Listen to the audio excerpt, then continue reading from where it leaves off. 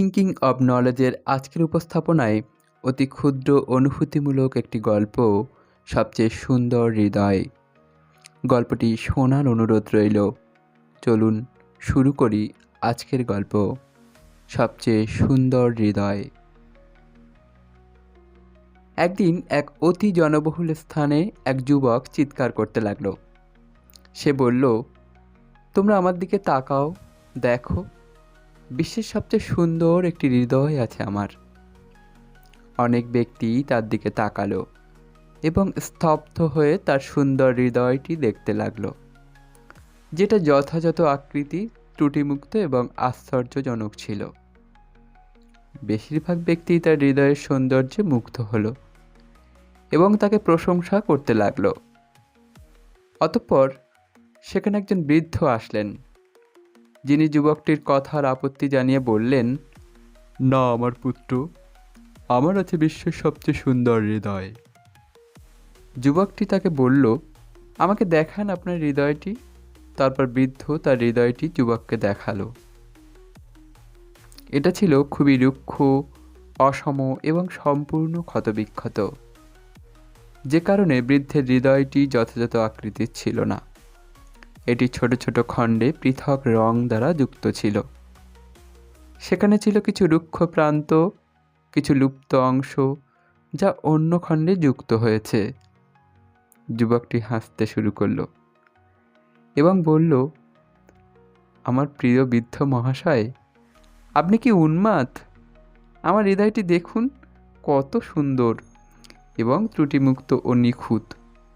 আপনি এটাতে কোনো টুকরো দেখতে পাবেন না, অপরিণত খণ্ডও এখানে নেই। কিন্তু আপনার, এটি সম্পূর্ণ ক্ষত, দাগযুক্ত ও ত্রুটিপূর্ণ। তবে আপনি কেমন করে আপনার হৃদয়কে সুন্দর বলতে পারেন? বৃদ্ধ বললেন, প্রিয় বালক, আমার হৃদয়টি তবুও তোমার হৃদয়ের চেয়ে অধিক সুন্দর। তুমি কি আমার হৃদয়ের দাগগুলি দেখেছ?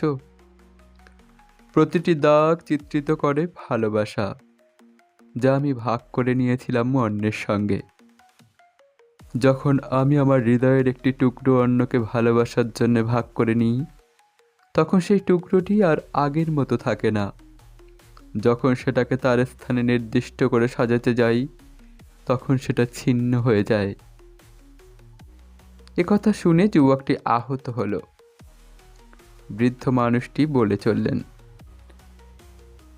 সেই হৃদয়ের টুকরো যেটা আমি ভাগ করে নিয়েছিলাম, সেটার আকৃতি ও আয়তন কখনই সমান অথবা পূর্বের ন্যায় থাকে না।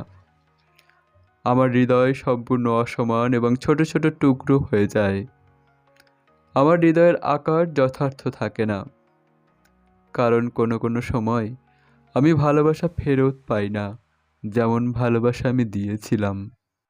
কিন্তু তোমার হৃদয়, যেটা সতেজ এবং ত্রুটিমুক্ত দেখাচ্ছে, সেটা এটাই ইঙ্গিত করছে যে তুমি কখনোই তোমার ভালোবাসা অন্যের সঙ্গে ভাগ করে নাওনি।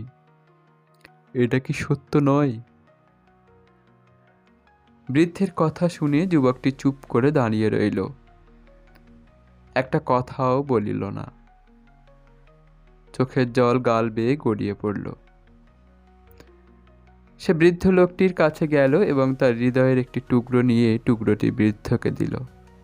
গল্পটি থেকে এটাই জানা যায়, শারীরিক সৌন্দর্যের গুরুত্ব ও সম্মান থাকলেও প্রকৃত সৌন্দর্য কখনো শুধুমাত্র শারীরিক হতে পারে না।